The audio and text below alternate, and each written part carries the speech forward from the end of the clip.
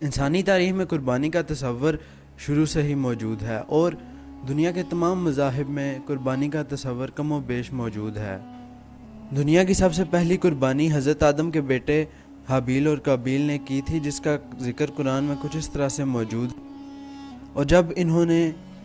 قربانی کی تو ان میں سے ایک کی قبول ہوئی اور دوسرے کی قبول نہیں ہوئی، کیونکہ حابیل نے اللہ کی رضا کے لیے دمبے کی قربانی پیش کی تھی، جبکہ قابیل نے بددلی سے گلے کا ڈھیر پیش کیا تھا، جس کی وجہ سے حابیل کی قربانی قبول ہو گئی۔ اس واقعے سے ہمیں یہ سبق ملتا ہے کہ اللہ تعالیٰ آپ کی قربانی نہیں دیکھتا بلکہ آپ کی نیت دیکھتا ہے۔ وہ تو نیتوں کے حال جانتا ہے، اس کو پتہ ہے کہ انسان نے قربانی میرے لیے کی ہے یا پھر لوگوں میں اپنی واہ واہ کروانے کے لیے۔ آج کل ہمیں بہت سے ایسے لوگ دیکھنے کو ملتے ہیں جو عید سے کچھ دن پہلے اپنے جانوروں کو مارکیٹ اور بازاروں میں گھماتے ہیں تاکہ لوگ ان بڑے بڑے جانوروں کو دیکھ کر رشک کریں کہ یہ شخص کتنا صحیح اور پیسے والا ہے۔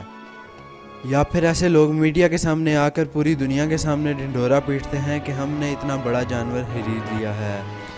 جو قربانی کے مقصد کو ہی ختم کر دیتا ہے، کیونکہ قربانی اللہ کی رضا کے لیے کی جاتی ہے اور ایسی قربانی قیامت کے روز انسان کے منہ پر واپس موڑ دی جائے گی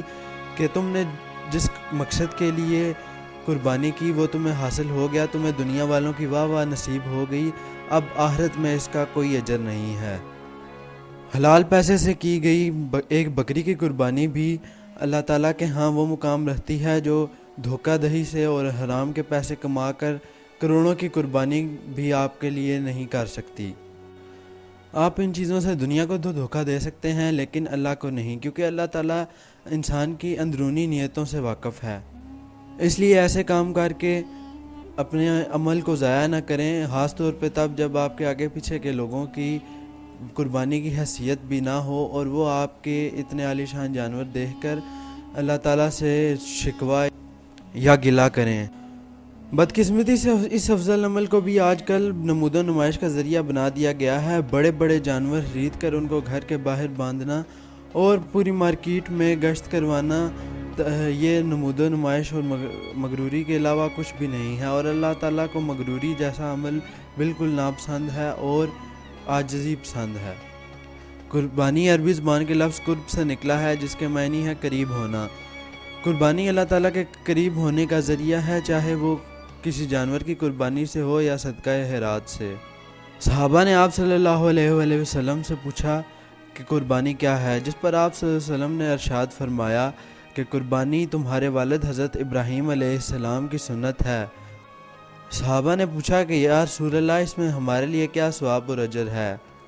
آپ صلی اللہ علیہ وسلم نے فرمایا کہ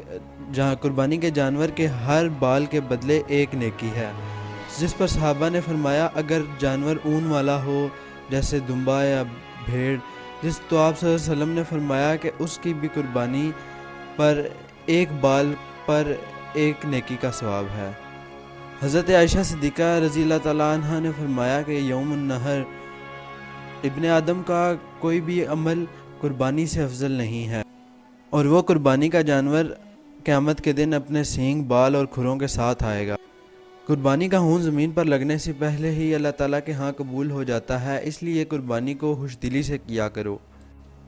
رسول اللہ صلی اللہ علیہ وسلم نے فرمایا کہ جس میں وسعت ہو اور وہ اس کے باوجود قربانی نہ کرے تو وہ ہماری عیدگاہ کے قریب بھی نہ آئے۔ دراصل قربانی کا عمل اللہ تعالیٰ کی رضا کے لیے اپنی خواہشات کو قربان کرنے کا نام ہے۔ جہاں پر لاکھوں کروڑوں روپے خرچ کر کے جانور خریدنے والے خریدار موجود ہیں، وہیں پر مارکیٹ میں بہت سے ایسے جانور بیچنے والے لوگ بھی موجود ہیں جو اس موقع کو موقع غنیمت جان کر لوگوں کے ساتھ کیسا کیسا فراڈ کرتے ہیں، یہ آپ جان کر حیران ہو جائیں گے۔ یہ لوگ عوام کے ساتھ کتنا بڑا فراڈ کرتے ہیں، یہ جاننے سے پہلے آپ کو اسٹیرائڈ کے بارے میں جاننا پڑے گا، جن کو تیار کیا گیا تھا خطرناک اور جان لیوا بیماریوں سے لڑنے کے لیے، جو آج بھی میڈیکل فیلڈ میں بہت زیادہ استعمال ہو رہے ہیں، لیکن ان کا منفی استعمال بھی بہت زیادہ کیا جا رہا ہے۔ خاص طور پہ سپورٹس اور باڈی بلڈنگ کے شعبے میں اسٹیرائڈز کا استعمال بہت زیادہ ہے۔ ان اسٹیرائڈز کی وجہ سے انسانی اعضاء، دل، جگر اور گردے بالکل خراب ہو جاتے ہیں، اسی لیے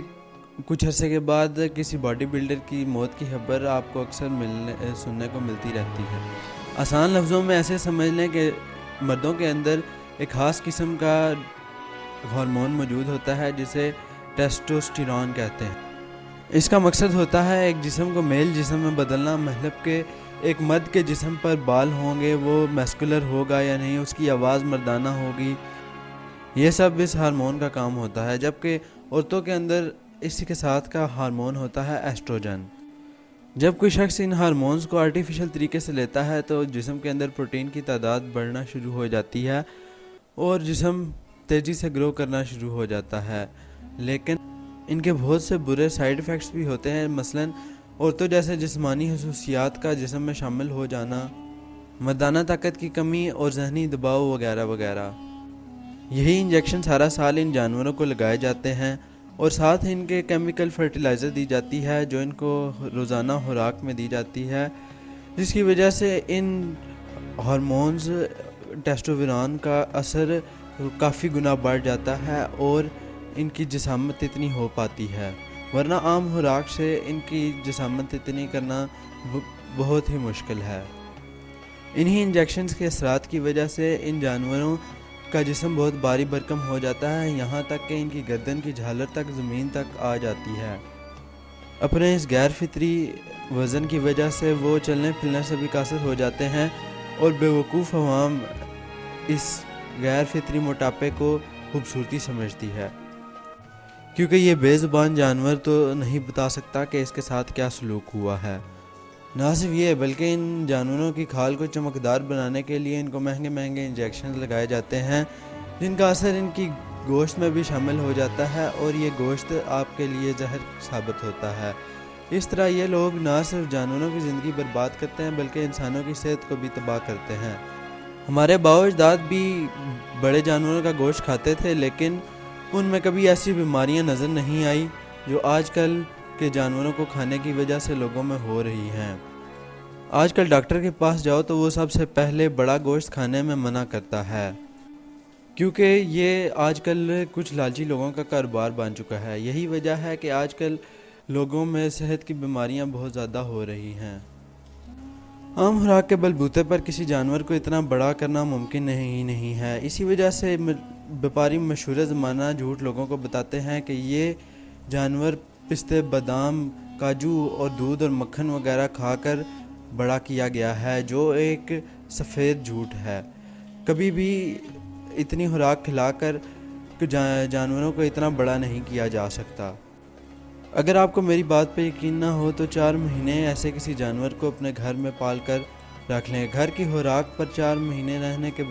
بعد اس پر کیمیکل والی خوراک اور اسٹیرائڈ کا اثر ختم ہو جائے گا اور آپ کو خود ہی پتہ لگ جائے گا کہ حقیقت کیا ہے۔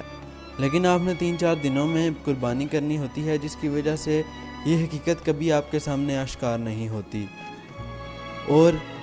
آپ اپنے رشتہ داروں اور غریبوں میں بیماری تقسیم کر رہے ہوتے ہیں۔ آپ کا اس بارے میں کیا خیال ہے؟ کمنٹ میں ضرور بتائیے اور don't forget to like and subscribe.